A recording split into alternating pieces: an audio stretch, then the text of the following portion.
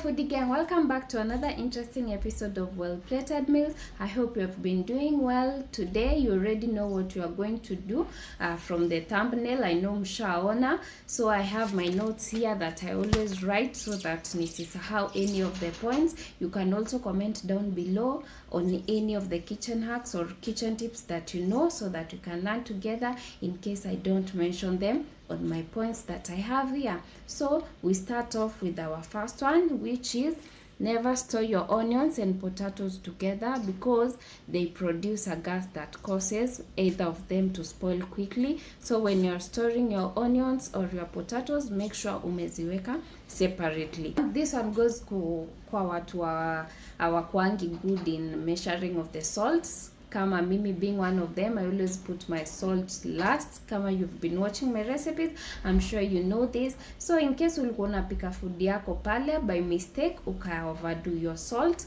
this is for the soup. Food zenye ziko na soup, always throw in a whole potato enye iko already peeled and it's going to absorb the excess salt. Yes, now you know. Third is for the reusing of the cooking oil. Uliona recipe ya viazi karai, ukaenda ukajaribu, you cooked your viazi karai or the bajias or the fries, mafuta yako ikabaki, and now you want to reuse it. Taki taste ya whatever you are cooking, it is kwa the meal that you are currently preparing. So what you're going to do while cooking, grate some ginger kwa the cooking oil na upike. You cook the you cook the ginger in the cooking oil, then this will remove the taste of the previous meal that you are preparing na ita make cooking oil yako ikue fresh. Fourth, when preparing your beans, githeri, njahe, make sure you throw in a whole carrot. This will help to remove the excess gas. Kuna wale wanasumbuliangwa na gas. So while you are preparing githeri yako, njahe or the beans, make sure you throw in a whole carrot. Na ukishatoa hiyo carrot, make sure umeitupa mbali kabisa. Mali, maybe if you have kids around, hawataweza kuifikia na hiyo carrot isikuliwe. Dispose the carrot far from anyone. Mtu asikule hiyo carrot after ushaitoa from your githeri. You can imagine imetoa hiyo gas yote. Maybe you are cooking 2 kgs, 1 kg, so hiyo gas yote imeenda to that carrot. So make sure you throw it far away. The next point is you are preparing your meal. Let's use for example rice. You are preparing rice. Unfortunately ukakuwa distracted ama ulikuwa watch ukasahau ulikuwa unapika. This happens. So what you do, take a piece of bread na place it on top of the rice. The bread itaweza ku remove the smell. Hii smell ya food imeungua, ita remove hiyo smell na pia the taste. But sasa time ya kuserve rice yako usiende kuserve zile za uko chini zenye zisha ungua. Just serve yenye iko juu.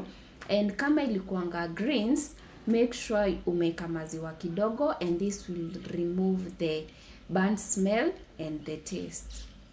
Next is applied when boiling your eggs. Maybe umewatch egg curry and you decide to try out the recipe. Time ya kuboil eggs zako, make sure you add in a pinch of salt. By doing this, it will prevent the eggshell from cracking while boiling the eggs, and also add lemon ama vinegar kwa maji yako. This ita help sufuria yako haitadaken while boiling. Next, do not store your bananas. Ulienda maybe to get your shopping and you got the bunch of the bananas. Don't store it ikiwa imejishikilia kwa hiyo bunch. Separate them, uzieke ikiwa each one on its own.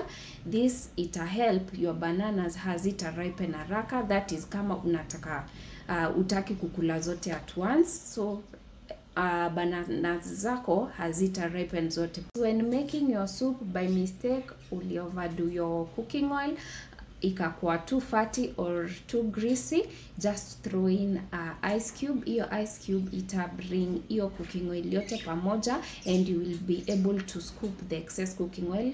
This is for the soup, you know, the cooking oil obviously ita float, so ukiweka ice cube ita bring the cooking oil yote pamoja on the same place, and by this you'll be able to scoop the excess cooking oil, then uache the one that will be enough or the one that utakuwa umeprefer.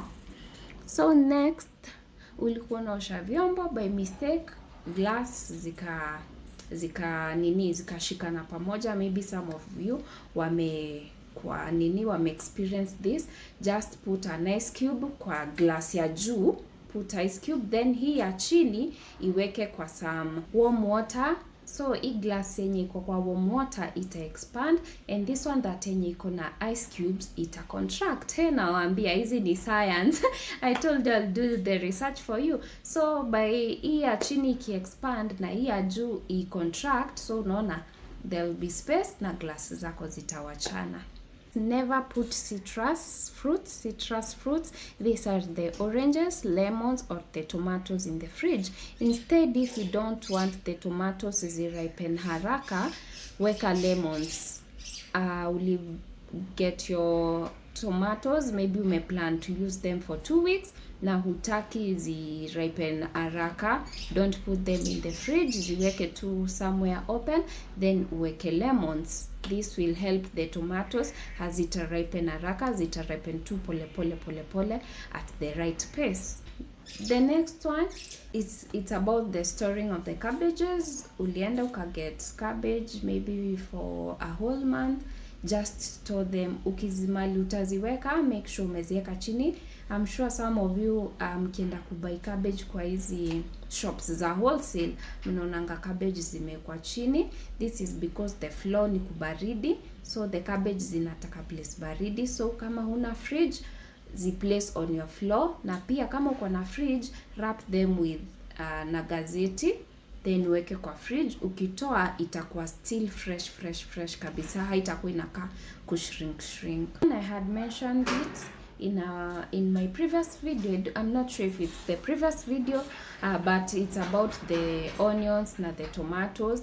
Ukikata onion yako, either onion, tomato, hoho, hizo vitu zote za kupika, make sure umezipika zikiwa zote, usibakishe. Ukibakisha zinakuwa poisonous. So kama ni kitunguu ulikata, make sure umeipika ikiwa hivyo yote mzima, na kama ni hoho, make sure umeipika yote, ama kama it's too big, hata pia when going to buy, always take the size yenye unajua utapika ikiwa yote. Usibai maybe kinyanya kikubwa yenye unajua utakuja ukate half of it. Just get the size that unajua utapika yote.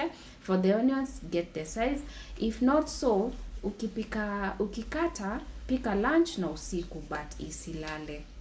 The next point iko na ka story. So kulikuwa na event kwa shosh, tukaenda si wote huko, and this day tulikuwa tuna prepare the things zenye zitapikwa, hizo make minji, kuchagua vitu, peeling of the potatoes. So when we were done with everything, zikapelekwa jikoni. Mimi sikuenda kitchen hiyo time.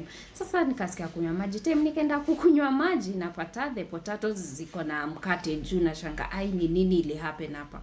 Kwani watoto waliamua kucheza na mkate wakaika juu ya waru ama nini ili happen. So nikaita one of my aunts, nikamwambia auntie, hizi viazi ziko na mkate juu. Akanichekelea akaniambia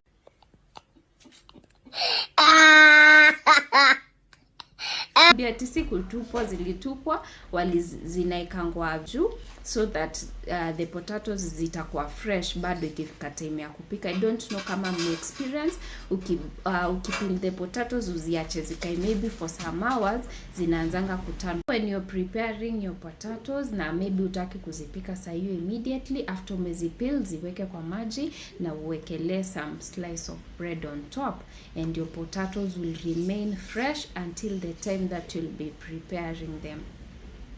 And guys, that's all that I had for today. I hope this video was helpful.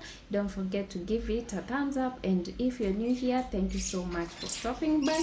Kindly hit the subscribe button to join the family, and don't forget to hit the notification bell to be updated every time we have a new video. Goodbye.